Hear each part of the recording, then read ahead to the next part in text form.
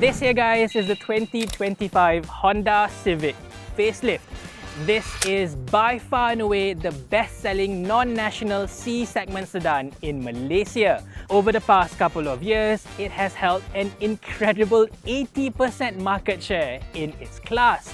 In simple numbers, out of every 5 of this type of car sold in Malaysia, 4 of them have been Civics. So in this video, we're going to find out if the Honda Civic truly is the absolute best car in the class, and if you're buying one, should you go for the hybrid or the regular turbo? Answers to all that and more coming right up. Let's go. This review is sponsored by BH Petrol. Use Infinity RON 95 Euro 4M fuel today to enjoy your car's peak performance. With the latest generation German additives, it keeps your engine at its best, running smoothly and reliably. Special for our viewers, you can now use our referral code BHPXPaulTan and get free 200 e-points when you download the BH Petrol e-card app.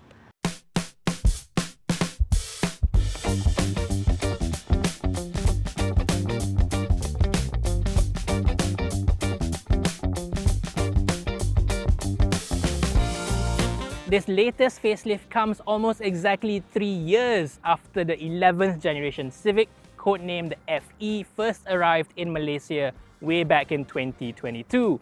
And it has absolutely dominated the market here in Malaysia. Now, we all know that more and more car buyers are shifting away from these low-slung sedans, moving into higher, taller crossovers. And this is not only happening in Malaysia, it's all over the world as well. But the Civic's healthy sales numbers is proof right here and now that there is still life left in these traditional sedans, at least for the Civic and at least here in Malaysia. It also helps that the Civic is the newest car in the class. This is only 3 years old and it's already been facelifted, whereas both of its closest rivals, the Mazda 3 and the Toyota Corolla, are 6 years old now. The rest, they've completely left the market altogether. Now let's move on to pricing. Like before, there are 4 variants of the Civic to choose from. The base Civic E starts from 134,000 ringgit, and that is 2,000 ringgit more expensive compared to before. But at the same time, you also get a lot more equipment to go along with it, such as automatic wipers, bigger center screen, and quality window tint all around. After that comes the Civic V for 145,000 ringgit, same as before. And then we get to the white car we have over here, the RS Petrol. It's 2,000 ringgit cheaper than before, finally starting just below 150,000 ringgit. As usual, the hybrid version is the range topper, with this EHEV RS going at 167,000 ringgit. Choosing between these 4 variants is very simple, because to me, you should only be deciding between the top 2 RS variants, the hybrid or the petrol. The base Civic E to me is a little bit too kosong, a bit too bare basics for a C-segment sedan, what with its manual and fabric seats and tiny 16-inch wheels. The mid-spec Civic V, on the other hand, is only 5,000 ringgit less than the RS over here. If you can afford the V, might as well go for the RS. Now, choosing between the 2 RS models that you see over here is a lot more tricky. The hybrid is a full 17,000 ringgit more expensive than the petrol RS. Half of that comes from its better equipment list, while the other half comes from its more advanced powertrain option. But I'll talk more about all that in a little bit. On to looks, the Civic facelift is a pretty mild one. It gets a very lightly refreshed face to keep it up to date, and the biggest difference for me is this thinner and sharper beak or forehead. So that old, 5-head look from before is no more. To me, this looks way better. At the bottom, it has been given somewhat of a BMW M Sport kit to make it a bit more sporty, more mature, and to bring it more in line with the Civic Type R. As far as facelifts go, I think this is pretty well done. It's subtle but definitely noticeable enough. And like I said earlier, the Civic is already the newest car in the class, so to make it even fresher, that just puts an even bigger gap between itself and the competition. The one thing that the facelift actually loses out on compared to the pre-facelift version are front fog lamps. But to me, the corners now look so much cleaner that I don't mind it so much. As before, the RS treatment for the Civic is pretty subtle. It gets the RS emblem moved from the upper beak into the center grille, plus it gets a set of 18-inch alloy wheels. The RS petrol over here gets the same wheel as before, matte black with a nice almost JDM kind of design, whereas this hybrid RS gets an all-new 7-spoke matte grey wheel. This to me looks pretty good, but personally I much prefer the dual tone look of the pre-facelift version. Both of these cars over here have the same tyres, Michelin Pilot Sport 4s. What's different between the two are all in the details. The upper grille is finished in regular plain plastic in the petrol version, but it's gloss black in the hybrid, and then the lip that goes under the front headlights are all black in the regular petrol and body colour in the hybrid. Even the lower lip at the bottom has a body colour highlight on the hybrid as well. Between the two, I actually like the gloss black inserts of the hybrid, but I prefer the black lips below the headlights for the regular petrol version. If I can combine the two, that'll be ideal. Onto the back, as you can see, the facelift doesn't really change too much of the car other than the slightly darker tinted taillights. But that's not such a bad thing because the latest Civic already is such a fine and handsome looking car to begin with. Having said that though, I'm not a big fan of the smoke taillights because the lenses may be a little bit too dark now. Under direct sunlight, even the brake lamps may appear a bit too dim, which I don't like. But moving on, the RS package is a lot more apparent back here with a large black boot spoiler and larger exhaust finishes down at the bottom. But having mentioned the exhaust, I gotta say again, I think they are hanging a little bit too low from under the car. If you're following a Civic from behind, you can practically see the entire exhaust system. Now, it's not quite as bad as on the Honda HR-V, of course, but this would still look a lot neater had they tucked it in a little bit better. Moving on inside, again, there are very subtle but perhaps even more meaningful changes for the facelift and clearer distinction between the turbo and hybrid variants. The biggest change, of course, is this center display over here because it now has Google built in. So that means you can natively run apps such as Google Maps or even use the Google Play Store to install your favorite apps such as Waze, Spotify and YouTube Music. You even have access to Google Assistant for you to give voice commands, and we all know Google Assistant is one of the best in the business. And if you have a lot of connected things to your home, you can even use Google Assistant to control things at your house while you're on the move in your vehicle. That is really cool.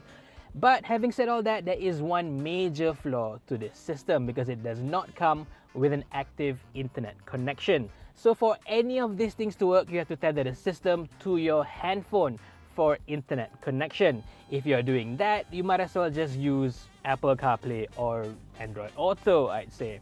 But the good thing is, this car's integration of wireless Apple CarPlay is really good. It latches on every time you get into the car. Everything is ready to go as soon as you press the start button. Android Auto is also available with a wireless connection, new for this facelift version. Beyond that, the hybrid variant also comes with the new individual drive mode settings. Here you can set your favorite combination of powertrain, steering, engine sound, and gauge. So for instance, I set the powertrain to Econ because this is a hybrid after all, the steering in normal, and both the engine sound and the gauge in full sport mode. Previously, everything was tied up to the 3 set driving modes, and now you can customize everything to your own personal preference. This is something you'd normally see in a BMW or Mercedes-Benz. It's really nice to have an individual mode for Honda as well. The rest of the cabin is pretty much the same as the pre-facelift model. The design is nice, simple, not quite as sporty or as outlandish as the previous version, but it is a mature, clean design. I especially like this honeycomb mesh design across all the aircon vents, and even controlling the vents through this small little knob works really well. Now, this is a trend that we're seeing more and more in the car industry with cars like the BMW 3 Series and 5 Series forcing you to control the vents using small tiny knobs and nubbins. But here in the Civic, it works much better because there is a clear and direct connection between the vents and the knob that you are controlling. You can point it directly at your face and that's exactly where the air would blow. It works beautifully. Other than that, you also have plenty of physical controls for this car. Controlling the air conditioning is all a matter of turning a few knobs here and there. You have dedicated knobs for the temperature and the fan right by the aircon vents, plus a volume knob right by the center screen as well. Everything is so nicely well thought out and put together. It's also nice to see that the center screen is nice and slim, none of those, big CRT aftermarket things that you'd see in, say, the Toyota Corolla here in Malaysia. And by the way, this 9-inch screen is also standard across the entire range. So even if you buy the absolute basic Civic E, you still get the same big screen, Google built-in, wireless CarPlay, Android Auto and all that. Plus, all variants also get this new USB-C ports down there too. One thing I don't like, however, our hybrid version over here still uses this analog old school gear lever, whereas in most other markets like the UK or Japan, the hybrid version has moved on to small little buttons to control P, R and D. I think that looks a bit more futuristic, whereas this looks a little bit old school, a bit too analog. Plus, it doesn't have a clear difference between the hybrid and the petrol. One last thing I don't like is this electronic parking brake over here, because it doesn't automatically engage as you enter park like in most other cars with this feature. There is an automatic EPB engagement, but that only comes on when you turn off the engine. Most of the time that only happens once you've lifted off the brake pedal, so the car would have rolled on and rested on the parking pole. That is not a nice sensation to feel. As for differences between the hybrid and the turbo, this frame around the honeycomb vents is now finished in red exclusively for the hybrid. To me, this does lift the whole cabin ambience up to the next level to match the red stitching on the steering wheel, the ambient lighting across the cabin, and the half leather, half Alcantara seats on these RS models. Also fitted exclusively to the hybrid RS is the full digital instrument cluster over here. This looks way better than the half screen, half analog gauge in the regular versions. And one last thing, the smart key card is only available with the hybrid as well. This over here is slim enough for you to just slot into your wallet, so you'll never forget to bring your car keys wherever you go. This is a really nice feature. By the way, all Honda Civics, even the bottom variant, gets full keyless entry and walkaway auto lock function. That's nice too. The climate control system is also different between the two versions. All regular petrol versions make do with a single zone aircon system, while the top spec hybrid RS gets the full 2-zone automatic climate control, as you see over here. Now, this is definitely one of those fancy features that you'd want rather than need, because they're not really all that useful, especially in Malaysia's overly harsh climate. But still, it looks better with separate temperature dials, so yeah, you want it. One last thing before we move on to the rear seats, there is a really neat Easter egg in this car. Lift up the armrest over here, there's a small little tray, flip that around, and there is this image of the original Honda Civic with the line that says the Civic history goes on. How cool is that? Space in the back here is really good, especially in terms of legroom. Now, headroom is slightly limited. My hair is just about touching the headliner over here, and I'm only 167 centimeters tall. So if you're taller, you might have to, tilt your head a little bit, or just slouch down. There's more than enough space in the back here for you to sit comfortably. The seat itself is also quite good. The base is long, the backrest is nicely angled, so to sit in the back here for long distances, I think is quite a nice place to be, especially with the rear aircon vents pointing directly at you too. Just like the front, the rear USB ports have also been changed to USB-C. Even the build quality in the back here holds up. The tops of the door cards are nice and soft, so you definitely feel that this is quite a few levels up over the likes of the Vios and the Honda City. You may also notice that it is quite dark in the back here. That is a combination of two things: the full black headliner that's standard on both RS models and the window tint, which also comes with the car from the factory. Now this is supplied by Eco Tint, and the rear cabin has much darker window tints compared to the front. So that's good for privacy, but as for the view out in the back here, it can feel a little bit claustrophobic. Another two things I don't like: the inner B pillars of this car have blank airbag cutouts, even though this car does have a full suite of interior airbags, and the rear seat Isofix child seat anchors over here uses this Velcro type flap, which is a little bit fiddly to open and close. One last thing before we drive off, let's talk about the boot. First things first, it's all manual. There is no power boot over here. Now this isn't something you'd normally find in a regular Japanese C-segment sedan, but I'm mentioning it anyway, because with the arrival of plenty of Chinese cars into the Malaysian market, we are now getting used to cars costing about 100,000 ringgit, all with fancy power boots. So for a car like this, priced at 150, 170, to not have it is a bit of a letdown. Thankfully though, the boot itself is very good. It has 497 liters of space over here, and the shape is really good, nice and flat. There's no weird obstructions here and there.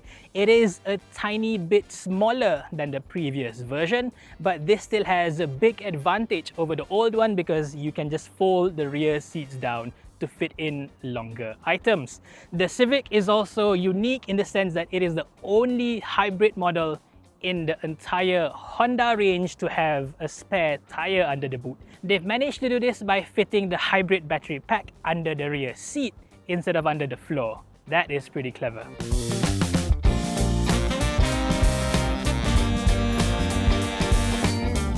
Okay, we're finally on the move, and we can start talking about the biggest differences between these two versions. They are powertrains. With the 11th generation Civic FE, the base engine is now the turbo. You no longer have a plain naturally aspirated engine option. But that's a story from 3 years ago, so let's move on in life, shall we? The base option now is a 1.5 litre turbocharged engine, and here it makes 182 PS and 240 Newton meters of torque with a CVT sending power to the front wheels. This is basically the same engine that's been used in many Honda models from before, including the last generation Civic, the FC. And it's a great engine. There's not much negative things I can say about this engine. It's very strong, the torque is delivered in a very smooth manner, and it's a fairly refined engine as well, at least by Honda standards. Honda engines have traditionally been rather vocal, but at least they sound pretty good. And here, even with a turbocharger, they sound decent. They don't sound annoying at all, like say, Toyota's 1.8 litre engine. That sounds more like a drone than a sweet engine note. Here, I don't mind the engine noise so much. But really, it is the power delivery that will catch your attention every single time you drive it. It is so punchy, it's very strong. You get a nice kick up the butt every time you press on the throttle in full. It is a sweet little engine. On paper, Honda says the Civic Turbo RS goes from 0 to 100 in 8.5 seconds. But Honda has the habit of under-declaring its performance a little bit. I've personally timed it to go from 0 to 100 in just 8.0 seconds flat. So yeah, it's quite a bit quicker than what Honda claims it is. So call it 8 seconds, 8.5. It is a really powerful, really quick car for everyday driving. But at the same time, it still loses out to the hybrid version, because this here, the 2 litre IMMD version, is even more powerful still. The hybrid is quite a bit more complicated, of course. It runs a 2 litre naturally aspirated engine, but on an Atkinson cycle. It has an energy efficiency rate of 41%, which is one of the highest out of all engines ever made right now. That is pretty impressive. The engine itself is rated to make 143 PS and 189 Newton meters of torque, but that's not the set of numbers that you should be paying attention to. What's even more important is the electric motor on this car, and here it makes 184 PS and, most important of all, 315 Newton meters of torque. Most of the time, as you drive along, the electric motor is the one that's pushing power to the front wheels via an eCVT transmission. The torque figures 240 for the turbo, 315 for the hybrid is the one that makes the biggest difference when you drive the two cars back to back. Plant your foot down and yeah, this is definitely the quicker option between the two. And it's not quite the torque either. The power delivery is much quicker in the hybrid versus the turbo. With the turbo, it runs a CVT gearbox, so when you're cruising along, it runs a very low rev. So when you press the throttle, it needs to bring the revs up first before delivering power through the CVT belt into the front wheels. There is a bit of a gap right there. It's not quite turbo lag because the engine isn't, overly stressed to have any sort of turbo lag, but there is definitely a lag when it comes to the transmission. Here with the hybrid, however, the power delivery is far more instantaneous. It's not quite as pin sharp as in full electric vehicles just yet, but it's a nice middle ground between the two. You just push your throttle down and the car just surges forward. It is a really nice sensation. To me, it gets around 70 to 80% of the full EV driving experience. It is very pleasant. But it's not quite perfect either, because the overall acceleration that you get from the car, it depends whether at that very moment that you press the throttle, the engine is on or off, whether the car is running on EV mode or hybrid mode or full petrol. If you catch the car in full EV mode, you press the throttle, the car will move forward on full EV mode first, and it takes about a second or two for the engine to come on before you get the full power. There is a bit of a delay, a bit of a throttle lag there, but this being the more powerful 2-litre version of this hybrid system, it's far less apparent here than in, say, the HR-V with the 1.5-litre petrol engine. But having said all that, that lag that I've mentioned is only apparent if you're really looking for it. If you just drive the car day in, day out, like you normally do, it just feels fantastic. This is one of the most seamless hybrid systems I've had experience so far. And when everything is on song, it is super quick as well. Honda claims that this goes from 0 to 100 in 7.9 seconds, but believe it or not, I've timed it myself to just low 7 seconds, 7.1, 7.2. So this is about a second quicker than the turbo, even a bigger difference than what it shows on paper. I've seen quite a few of you being a little bit skeptical when it comes to the Civic Hybrid's performance. I'm sure you've tested the Civic Turbo, seen how quick that car really is, and you can't imagine the hybrid being much quicker, but I'm telling you right now, it absolutely is. Between the two, the hybrid is simply the more powerful, and I'm saying it right now, the better powertrain. Top speed, there's a small difference there as well. The turbo goes up to 200 kilometers per hour. The hybrid is slightly lower at just 180 kilometers per hour.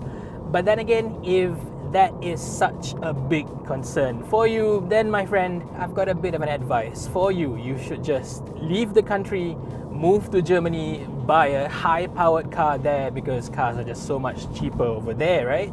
And then you can just drive along 250 kilometers per hour legally on a public highway. If you want to live in Malaysia and drive regularly above 150, 160 on a public highway, brother, I think you deserve to be in jail. Next, let's move on to fuel consumption, where again the hybrid holds a big, massive advantage over the turbo. But the difference is even bigger than I initially thought it would be. I've driven both of these cars, the turbo and the hybrid, over 200 kilometers each, around about the same driving conditions, the same roads, and The turbo has been really efficient. It surprised me there as well. As powerful as the turbo variant is, I managed to average around 7 liters per 100 kilometers on that car, which is really good. That averages to around over 14 kilometers per liter. Not many cars can offer that on regular, normal, combined driving situations, and very few still can offer that level of performance while delivering that.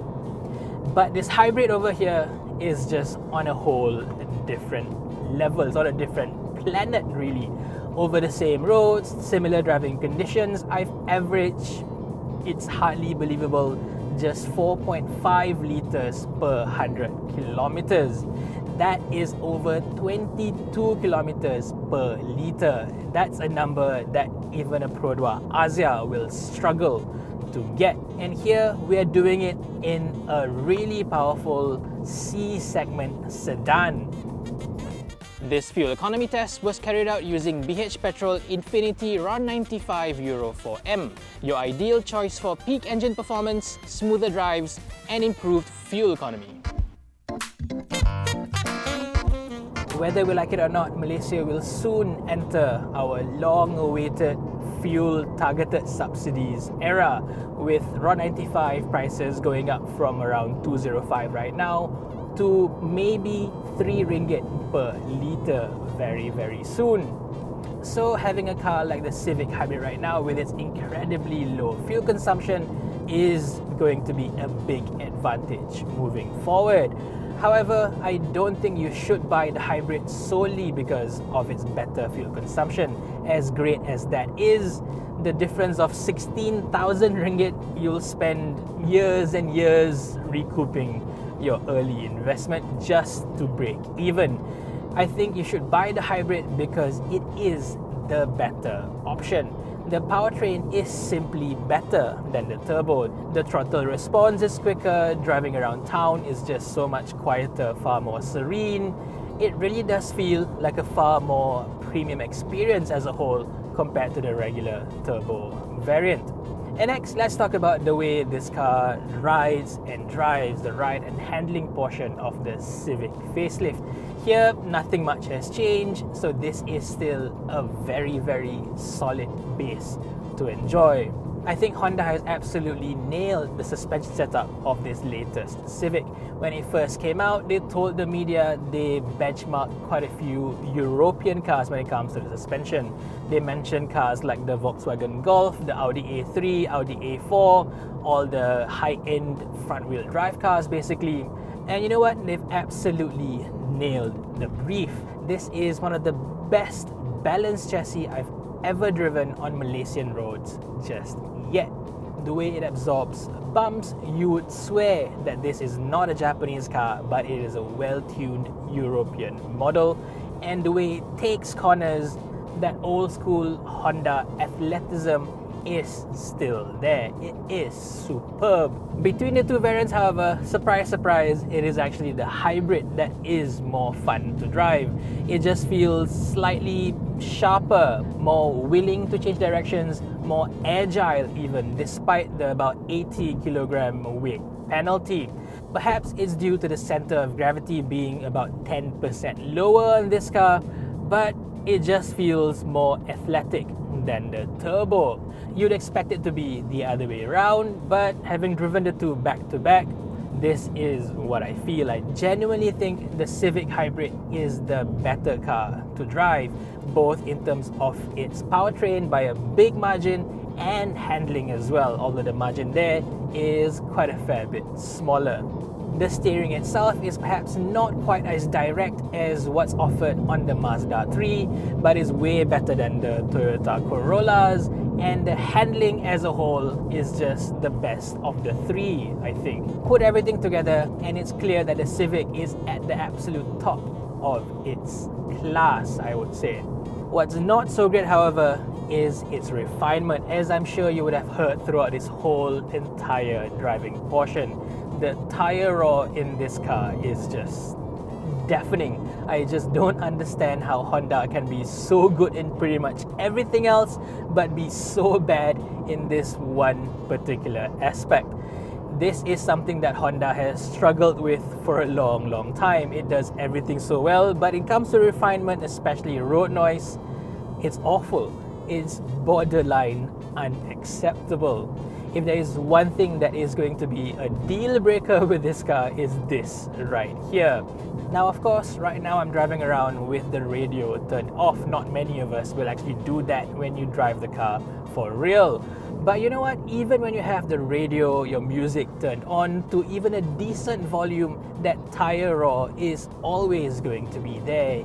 It's really loud, it's really annoying. I find myself shouting to passengers behind me because they can't hear me over all that noise. It's really bad. The hybrid variant over here is supposed to have an active noise cancelling system via the sound system, but I don't think it works at all. Even jumping between the two cars back to back, they are both equally bad, I would say. Now that is a real shame because in terms of wind noise, the car is actually pretty good. You can go up to 130, 140 before you start hearing any form of wind noise coming into the cabin, and by then the road noise would be even louder. You'd hardly hear anything else again. So yeah, this could be a deal breaker, but then again, it's not something a quick trip down to the sound installation shop would not fix. Lastly, let's talk about the driving assist systems, the Honda Sensing ADAS system. Here is actually very good. It's been improved somewhat compared to the pre-facelift version. So in terms of adaptive cruise control, the way it handles the throttle and the brakes are a little bit smoother now, so it's not quite as abrupt as before. It's okay, but it's not quite up to the standards of, say, a Mercedes-Benz, Tesla, and so on. But then again, I would still say this is a level above what we've seen from like Proton and even Toyotas and Mazdas, I would say. The active lane keep system, however, is absolutely top-notch. And the best part is you can even activate it separately from the ACC. So if you want to control the throttle, you can, while having the system control the steering wheel. Now, the only downside to this though is that the active lane keep system has a much higher minimum speed threshold of around 70 kilometers per hour compared to the ACC that can work through all speeds. It even has a stop and go function with a low speed follow, meaning the car can practically drive itself in terms of throttle and brake control even in traffic jams, but not the steering wheel. That is a bit of a weird thing. I'm not quite sure why they've done that. Also part of the active safety system is Honda's Lane Watch, which is basically a camera mounted on the left wing mirror. Honda insists that this is better than a regular blind spot monitor because it gives you a live visual feed of the left side, of the off side, so you can know for a fact if there is an obstacle there or not. My issue is it only works on the one side and not on the right side over here. Having driven a lot of cars with blind spot monitoring systems over the years, I can tell you right now, most of the time it works on the right side rather than the left side because the blind spot on the right is always bigger than the one on the left. So for this system to only cover one side and the less important side is a bit of a miss for me. But the worst part, however, is when you are navigating to a place that you don't know using Apple CarPlay, Android Auto, and so on. At the very moment that you need to know exactly where to go, when you're indicating left, the center screen over here, instead of showing your map, it switches to the Honda Lane Watch view. That is really annoying. Half the time, I feel like just turning this whole system off altogether. And speaking of cameras I don't like, this car still only has a single rear view camera and not a full 360-degree parking camera. For a brand new car in 2025 to miss out on this crucial feature, I'm not sure if I can put it down to just plain stingy or pure ignorance of market requirements, really. So there you go guys, that's my full review of the 2025 Honda Civic facelift in Malaysia. As you can clearly tell by now, I think this is a fabulous car. This car has successfully stopped the long-running trend of having one good Civic followed by a bad one. Going back to the 90s, we had the Civic EJ, which everybody loved, but that was followed by the ES, which nobody liked. And then it repeated itself with the legendary FD, which was followed by the FB, which was a big disappointment. So with the Civic FC being so universally liked, everybody thought the FE is going to repeat the pattern again and be a dull Civic. But thankfully, that is not the case, because this is an excellent sedan through and through. It's more than quick enough in either one of its powertrain options, and it is equally as comfortable to sit in as it is to drive.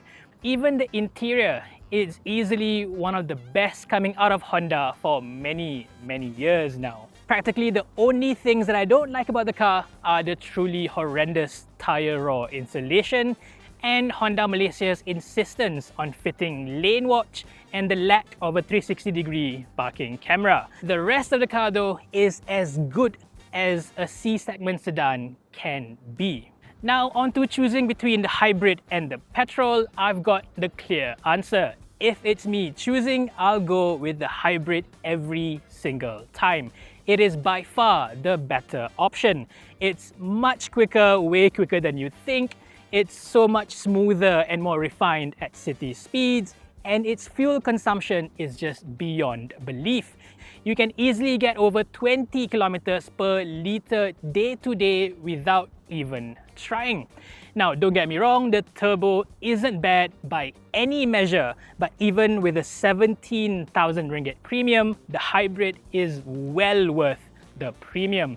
So there you go guys, do you agree or disagree with me on this? Do let me know in the comment section below. Thank you for watching everyone, and stay safe. This review is sponsored by BH Petrol. Use Infinity RON 95 Euro 4M fuel today to enjoy your car's peak performance. With the latest generation German additives, it keeps your engine at its best, running smoothly and reliably. Special for our viewers, you can now use our referral code BHPXPaulTan and get free 200 e-points when you download the BH Petrol e-card app.